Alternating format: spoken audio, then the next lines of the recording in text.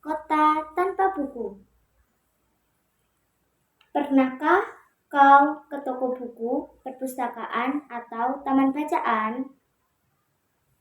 Tidakkah kau merasa istimewa ketika berada di dalamnya?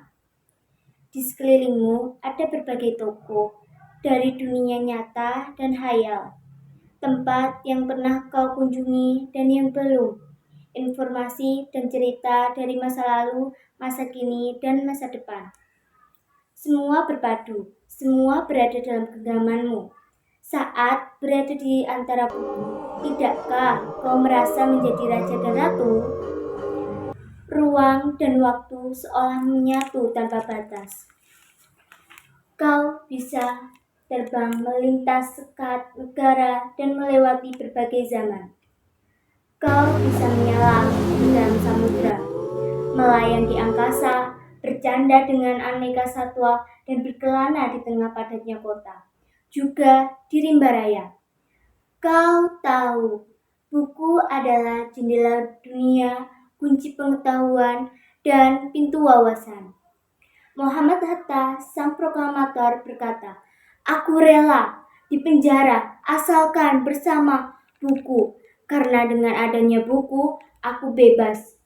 Melalui buku, manusia terbebas dari ketidaktahuan." Tempat-tempat yang dipenuhi buku adalah harapan berkembangnya pengetahuan dan wawasan. Apa jadinya jika kota tanpa buku? Pantaskah disebut dengan kota? Di kota itu mungkin kabar datang dari sumber lain, dari koran, televisi, atau internet. Mungkin informasi dan cerita datang dari cerita nenek moyang. Bagai dongeng-dongeng sebelum tidur. Irama warganya pun tiada beda. Bangun pagi, bertebaran di muka bumi untuk berbagai keperluan untuk kembali pulang siang atau sore harinya. Setelah itu, mereka berangkat tidur dan mulai hari berikutnya. Semua serupa. Di kota itu mungkin ada bangunan bernama perpustakaan. Di dalamnya buku-buku berderet dalam rak yang tak terjamah. Tiada tangan meraih dan membuka halaman demi halaman dengan sukacita. Mungkin juga ada tumpukan buku di sudut-sudut sekolah yang sepi dan berdebu, jarang dikunjungi, jarang dibaca. Buku-buku di sana teronggok tanpa nyawa. Bagaimana dengan kotamu?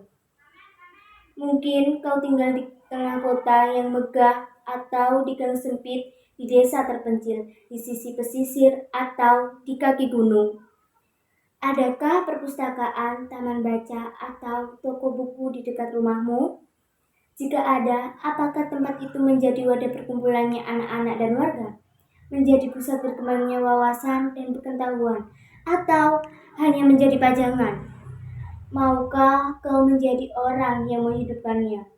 Kau bisa mengunjunginya dan mengajak teman-teman membaca dan berbagai cerita di sana. Jadikan tempat itu sumber kegembiraan dan pengetahuan. Jika tempat itu belum ada, maukah kau menjadi orang yang mulai menghadirkannya? Mau kau bisa memulainya dari sebuah sudut di teras rumahmu. Ajak teman-temanmu melalui langkah baru. Jangan biarkan waktu berlalu tanpa buku. Siapapun dirimu, bersahabatlah dengan buku. Ia akan menjadi teman setiamu sepanjang waktu.